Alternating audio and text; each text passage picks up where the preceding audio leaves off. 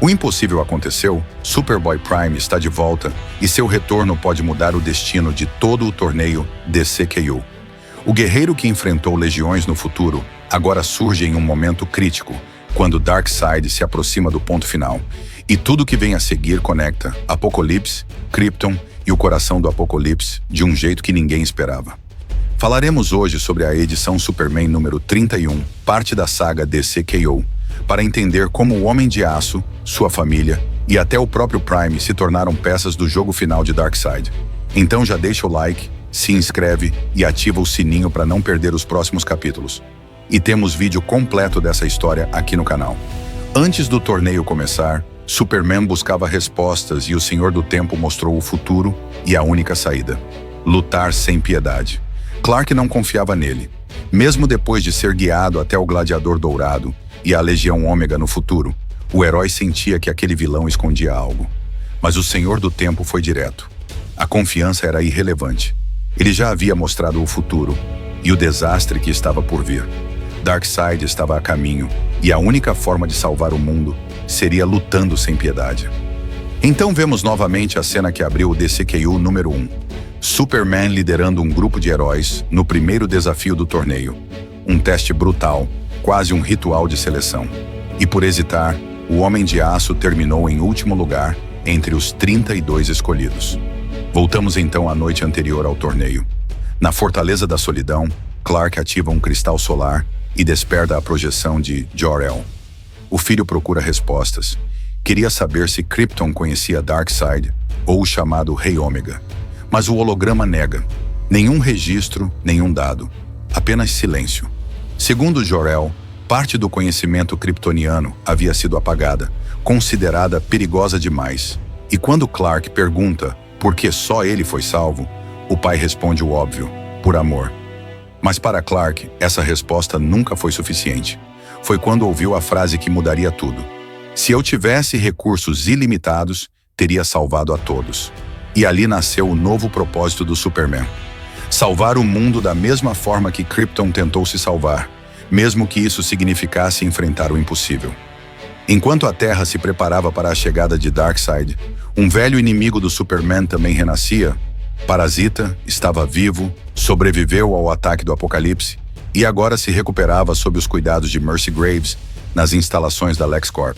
Superman visita Mercy em busca de informações, pois os poços de Apocalipse estavam surgindo pelo planeta. E os cientistas de Lex descobriram algo terrível. Algo gigantesco despertava no núcleo da Terra.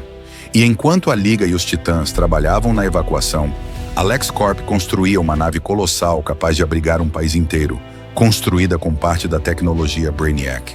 Ao ver aquilo, Superman teve uma ideia: construa 12. Ele ajudaria a terminá-las. Mas por que 12? Mercy percebeu. Havia algo diferente no olhar do herói. O símbolo da esperança agora estava manchado pelo medo. Mais tarde, no apartamento, Lois Lane Clark explica sobre o torneio que decidirá o destino da Terra. Um torneio onde ele lutará lado a lado com monstros como o próprio Apocalipse. Lois mal consegue acreditar, mas o olhar de Clark diz tudo.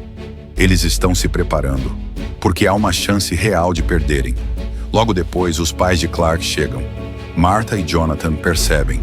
Algo o incomoda. Clark apenas diz que quer um último momento em família antes da viagem. Um respiro antes da guerra. Os dias passam. As 12 supernaves estão prontas, flutuam sobre Metrópolis como símbolos de esperança, e Lois descobre o plano. Ele quer evacuar parte da humanidade, garantir que, mesmo que o torneio seja perdido, a Terra não desapareça completamente. Ele promete voltar, eles se beijam e o Homem de Aço parte rumo ao torneio que decidirá o destino de todos. Mas Lois Lane nunca foi de ficar parada. Enquanto as naves partem, ela abandona sua própria cápsula e segue sozinha para a Fortaleza da Solidão. Havia algo errado. Algo que Clark disse e que ela precisava confirmar. Lá, o holograma de Jor-El a reconhece. Mas Lois não está ali para pedir ajuda. Está ali para investigar. Ela quer saber o que Krypton realmente sabia sobre Darkseid e o coração de Apocalipse. As respostas são evasivas, até que um segundo holograma surge. Lara Lor-Van, a mãe de Superman, e ela revela a verdade. Krypton conhecia a lenda do Deus Ômega, o destruidor do universo, e acreditava que, se existia um Deus final, deveria existir também o seu oposto, o Deus Alfa. Um ser de destruição e renascimento, e esse ser era o Apocalipse. Krypton criou o monstro que matou o Superman, mas o fez com um propósito: criar o campeão capaz de enfrentar Darkseid. Lois fica em choque. Ela precisa contar tudo a Clark, mas é tarde demais. Um estrondo atravessa o gelo como um meteoro descendo dos céus. Superboy Prime. Ferido, exausto, mas vivo. Ele lutou sozinho no futuro contra o exército de Darkseid, uma luta infinita, mas a sobreviveu, e traz respostas sobre o destino das legiões. Antes que pudesse explicar, uma explosão cósmica atravessa o teto. O solar da legião de Darkseid invade a fortaleza. O corpo envolto em fogo estelar, o símbolo do sol ardendo no peito. Ele afirma: Darkseid já venceu. Prime se levanta, mesmo ferido, e diz que vai impedir o vilão.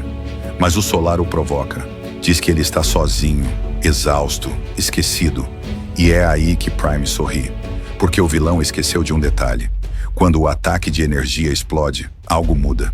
A luz atinge Lois Lane e desperta algo que dormia há muito tempo. A Superwoman está de volta. E assim termina Superman número 31. O retorno de dois nomes lendários, Superboy Prime e Superwoman, no limiar do maior torneio da história da DC. Meus amigos, ver o Superboy Prime de volta, e dessa vez lutando ao lado da justiça, é simplesmente sensacional. É aquele tipo de reviravolta que empolga qualquer fã, principalmente quem lembra do caos que ele já causou no multiverso. Agora, imaginar ele lutando ombro a ombro com o Superman no torneio de DCKU, isso promete ser algo épico. Mas nem tudo são flores. Essa ideia de que o Apocalipse pode ser o Salvador, o Alpha criado para deter o Ômega, sinceramente, não desce muito bem. Mudar completamente o propósito do monstro que matou o Superman parece forçar um simbolismo que nunca precisou existir. A criatura sempre foi uma besta furiosa e assim deveria se manter. E quanto a Lois com poderes, bom, para mim, isso foge da essência da personagem. A força da Lois sempre foi ser humana, ser o coração e a consciência do Superman. Transformá-la em uma super-heroína tira justamente o que a tornava tão única.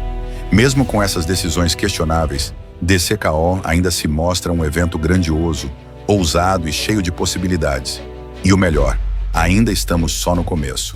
Então se prepara, porque vem muita coisa épica por aí e nós vamos cobrir tudo aqui no canal. Se curtiu o vídeo, deixa o like, se inscreve e ativa o sininho para não perder nenhum capítulo dessa saga.